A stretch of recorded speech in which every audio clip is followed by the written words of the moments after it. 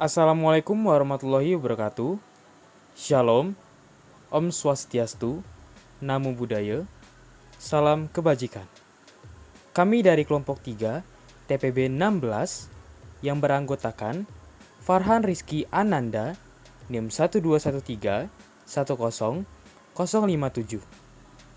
Imade Ari Sugiarte, NIM 1213 70205. Jonathan Ruben Bertua Siregar, NIM 1213 70195. Mahesa Aditya Mustafa, NIM 1213 70196. Muhammad Fajriansyah Zulwika, NIM 1213 70187. Muhammad Rafi, NIM 1213 70170. Muhammad Tristan Adrian, NIM 1213 70176. Kami akan menjelaskan mengenai materi dari tugas biomimikri kami, yaitu kapal selam dan ikan lumba-lumba. Yang pertama adalah pengertian kapal selam. Kapal selam adalah kapal yang bergerak di bawah permukaan air, umumnya digunakan untuk tujuan dan kepentingan militer. Juga digunakan untuk ilmu pengetahuan laut dan air tawar, serta untuk bertugas di kedalaman yang tidak sesuai untuk penyelam manusia. Selanjutnya, yaitu sejarah kapal selam di dunia.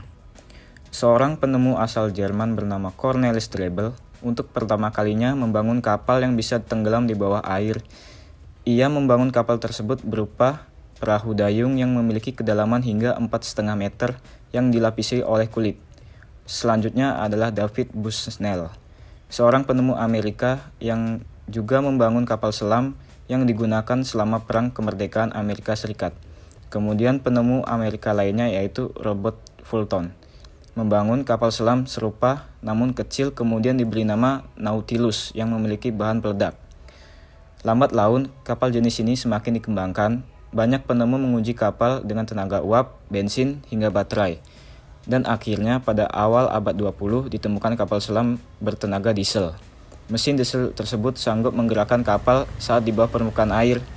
Kemudian ditemukan kapal selam bertenaga motor listrik dengan baterai sebagai sumber energi. Kapal dengan diesel listrik ini digunakan saat Perang Dunia Pertama dan Perang Dunia Kedua.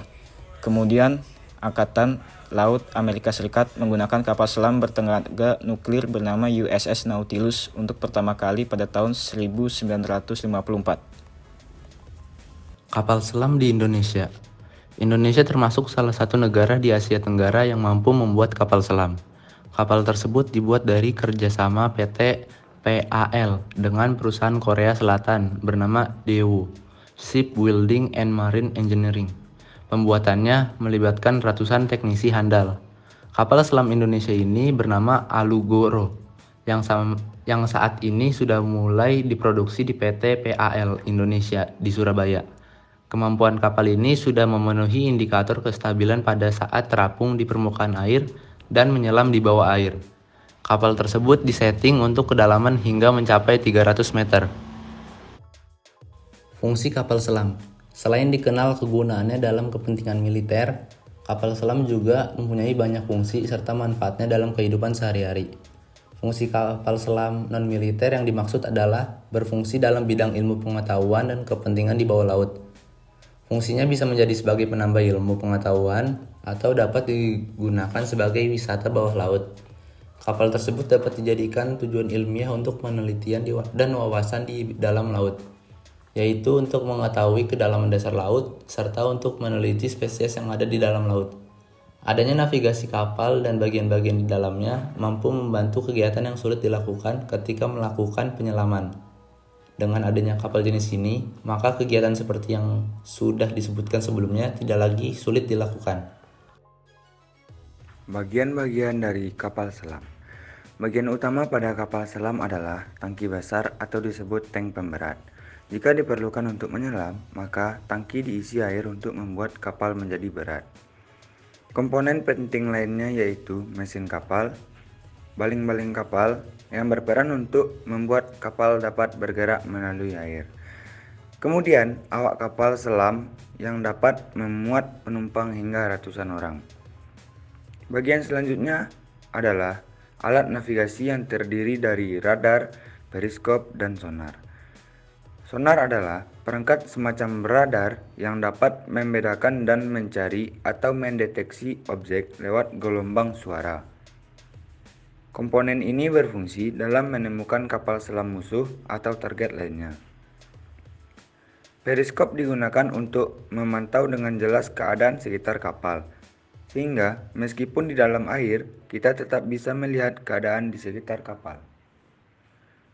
Radar berfungsi untuk mengukur dan mendeteksi jarak suatu objek pada sekeliling kapal.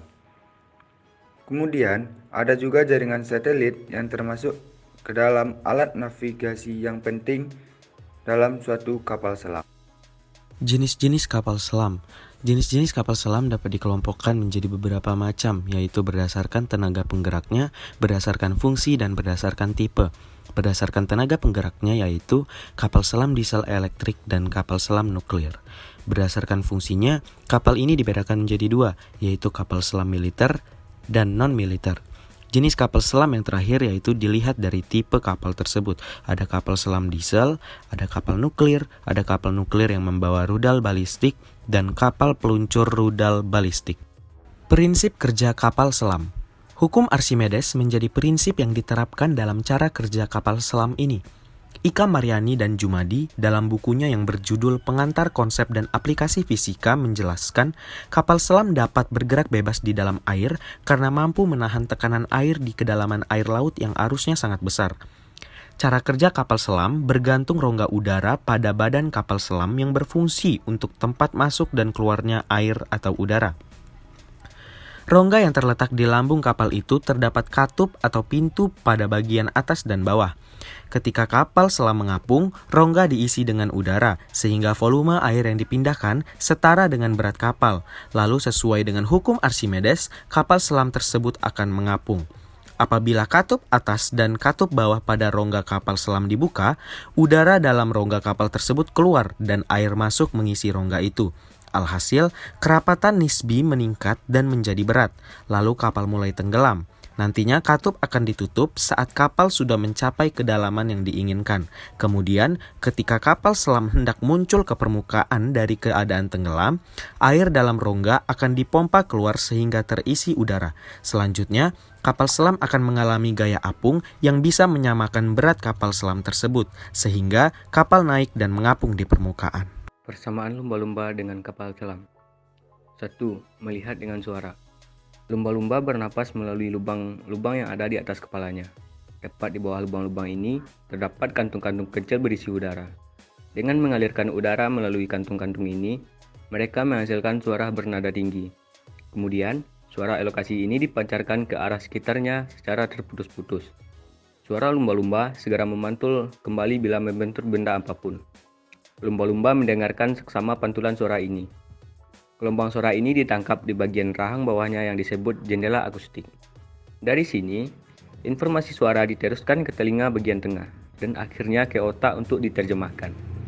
Pantulan suara dari sekelilingnya memberikan informasi rinci tentang jarak benda-benda dari mereka. Berikut ukuran dan pergerakannya. Lumba-lumba memiliki sebuah sistem yang digunakan untuk berkomunikasi dan menerima rangsang yang dinamakan sistem sonar. Sistem ini dapat menghindari benda-benda yang ada di depan lumba-lumba, sehingga terhindar dari benturan. Yang kedua, yaitu kulit yang tahan gelombang. Lumba-lumba senang berenang dengan kecepatan tinggi. Tentunya, kapal laut dengan kecepatan seperti ini akan mengalami gaya hambat sangat kuat. Saat lumba-lumba mulai berenang cepat, lapisan tipis air terbentuk di permukaan kulit mereka. Lapisan tipis air ini dinamakan lapisan penghalang. Kulit ini diciptakan dengan kelenturan yang memungkinkan bergerak menggelombang ketika turbulensi terjadi. Kulit ini mencegah terjadinya gaya hambat air dengan bergerak menggelombang berlawanan arah dengan gerak turbulensi pada lapisan penghalang. Hasilnya, gerakan renang yang cepat tanpa menimbulkan suara. Bentuk moncong yang sama. Moncong lumba-lumba dipakai sebagai acuan pada perancangan kapal-kapal modern. Rancangan menyerupai moncong lumba-lumba digunakan pada kapal-kapal besar yang dibuat sekarang. busur jenis ini membelah permukaan air secara lebih baik, sehingga mempercepat pergerakan kapal dengan pengguna tenaga yang lebih hemat. Rancangan busur berbentuk moncong lumba-lumba mampu menghemat bahan bakar hingga 25%.